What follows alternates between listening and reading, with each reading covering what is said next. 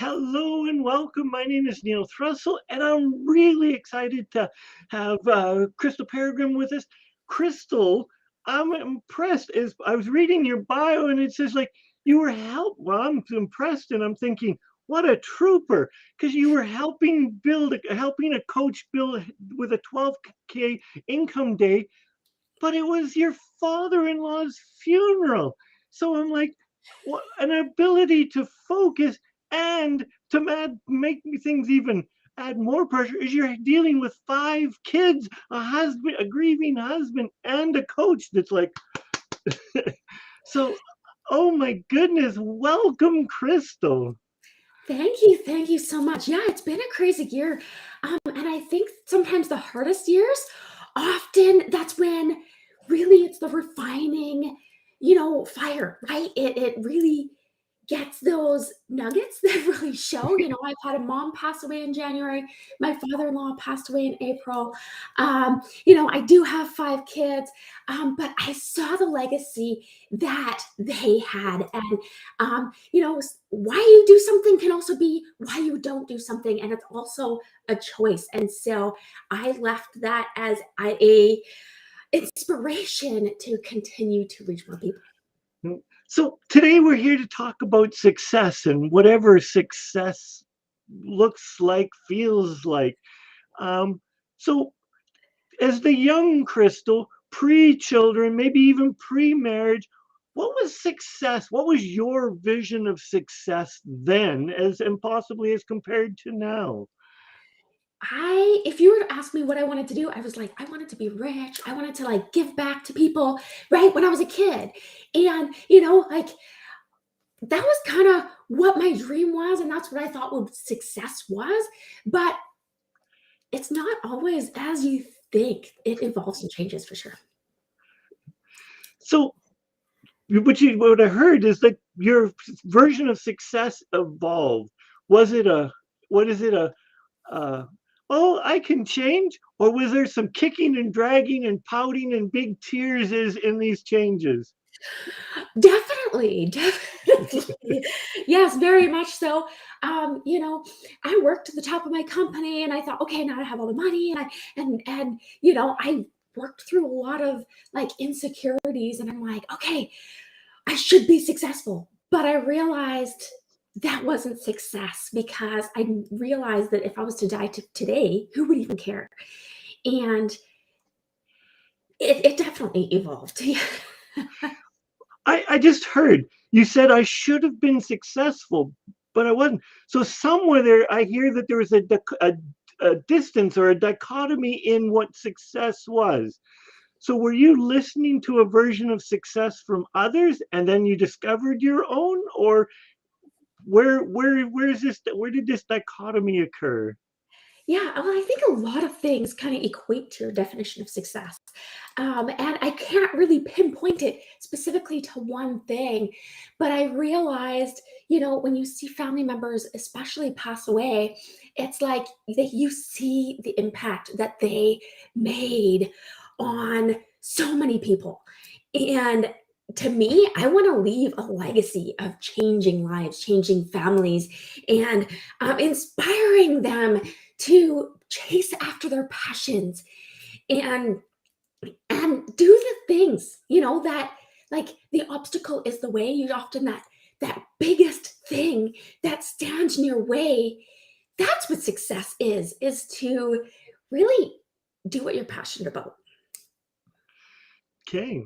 So I love that you have I have some of my I am statements, and then I see behind you an I am statement. It's like, like, high five, we're in the same.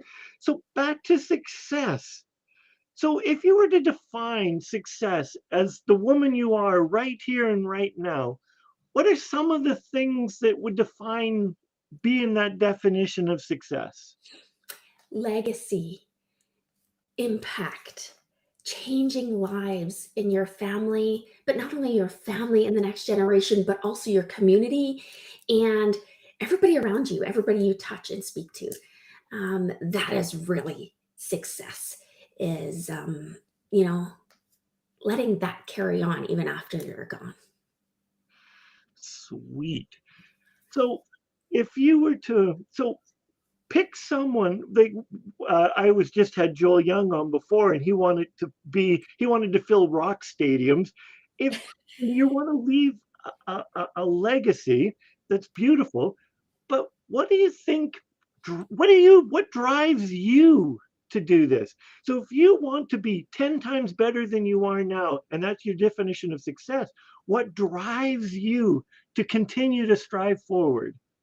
Well, success isn't always just in one area, right? It's your family, it's the passion, and what like success really isn't worth anything if it's just in a certain area. And so, if I want to have success, I want to have be able to spend the time with my family, and so I want to be able to help families do that as well. And so my mission has been very much with changing the incomes of families so they can spend more time with their family, and have choices to impact the people around them. Cool.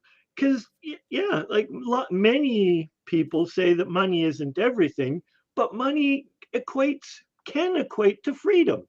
And as you said, that if there is a certain amount of income in the family, then it allows the family to get to do whatever it is that they're choosing to do as a family unit.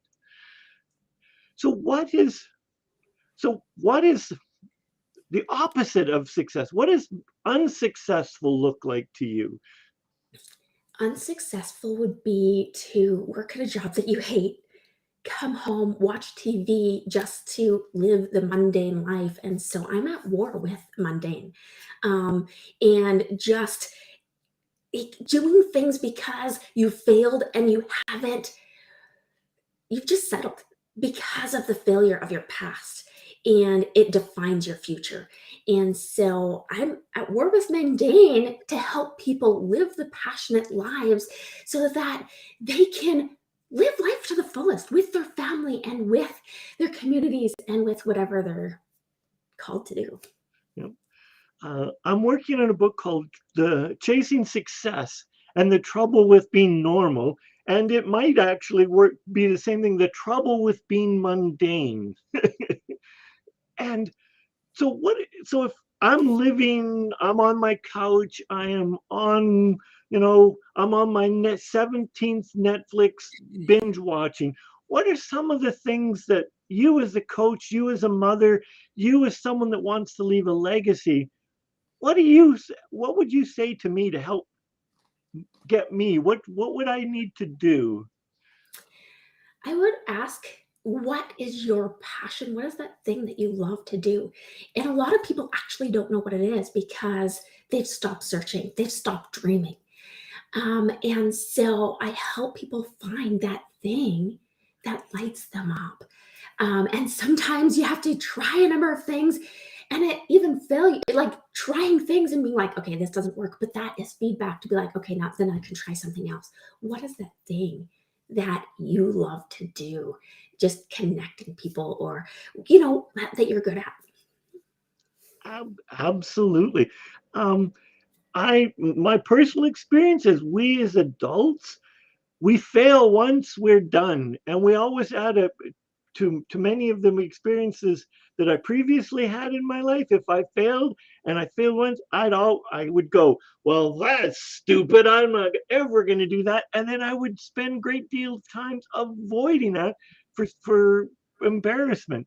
So to me, success can equates to the for me to be successful, I need to look at myself and really look at the inner working and not be afraid to get down, get mucky, get dirty, and allow the snot and tears to come out. Is your thoughts on that? Yeah, well, you look at kids, right? They are learning to walk and they fall, and we cheer them on, right? And then as adults, it's almost like we try something and we fall, and then it terrifies us for the next day. Or if a bird is learning to fly, right? They have to fall out of the nest to learn to flap their wings. And the thing is 100% of birds fall, 100% of humans walk, but then sometimes we're scared to try again. And it's igniting that passion to look at what could be possible. And what's the worst that it can do? Maybe that's failing. But honestly, that might be the biggest thing to your success.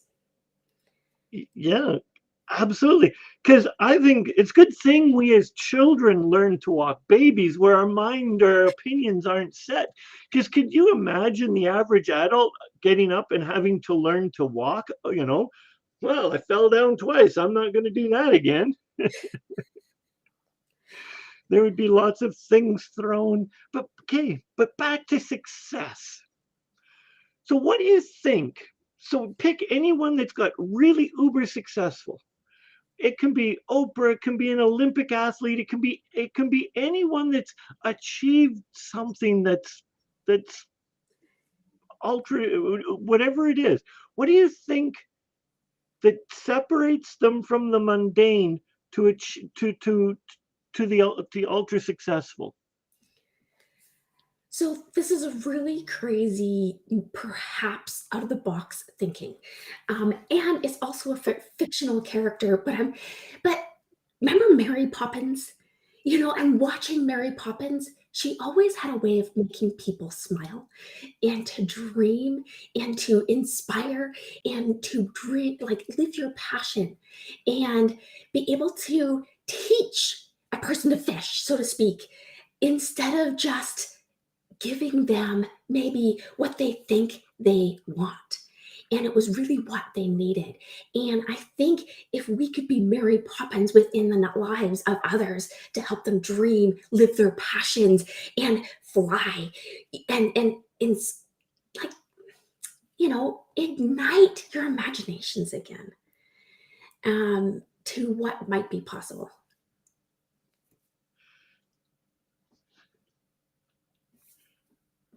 So, Uh-oh. are we time's up? No, no, no. I just was looking. Uh, Tina said, Crystal, I heard you use a nasty should word, and it's interesting.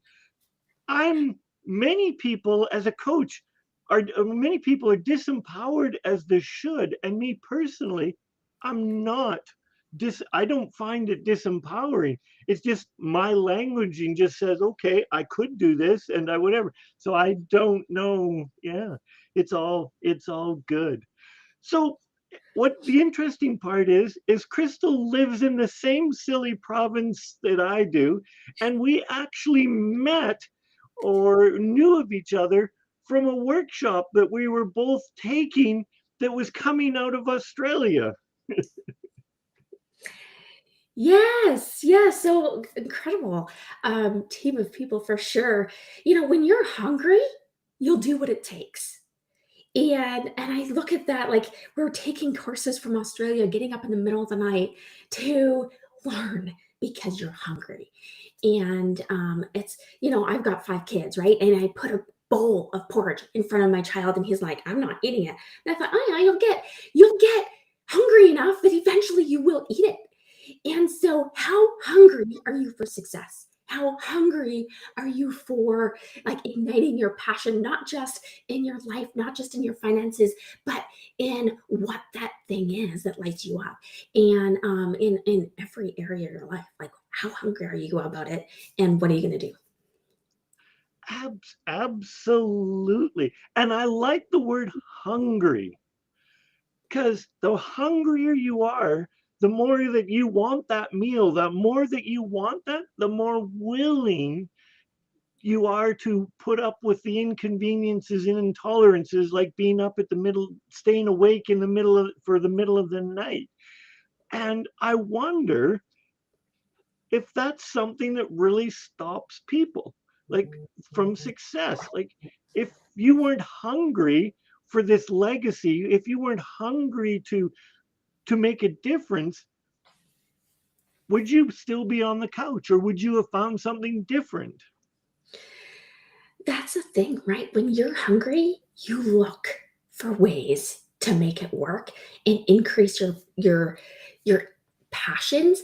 I came to the place where I'm like, if I die today, would I regret that I let fear be greater? and I didn't do all that I could to have the life that I wanted. And when my mom passed away, when she was very sick, I vowed that I would reach as many people as I can, and I would help as many families create impact, like coaches, because I help coaches create income, and so it's kind of exponential because I help them, and then they help other people, but then they can give back to their families so that they can live a life of passion, and that's what I love. Absolutely. And what's fun and interesting is maybe that's the key. Is ultra successful people are hungry, and those that aren't hungry and have that drive and desire live a mundane. They're in the normal, and there's nothing wrong with the uh, being normal and living the life that you want. It just it just potentially holds you back from being ultra successful, uber successful, potentially. I'm just looking at our time. Oh, we've still got like 3 whole minutes. This is good. This is wonderful. So, if you were to share, to leave your legacy, and you want people to achieve success, what thoughts would you like to leave our audience, our viewers, our listeners with? Find what you love. There is something that happens to a person when they find the thing that lights them up, that makes them want to dance. It creates a chemical in your brain that gets contagious. But hang out with the right people. You have to have people to pull up, but you also have to have people to pull you up. And those people are like iron that sharpens iron and ignites a fire. Um, you know, find your tribes to pull you up so you can help more people. That's beautiful. And it's a catchy thing because just I believe we're drawn to people like flies to a light in a yellow light in the yard.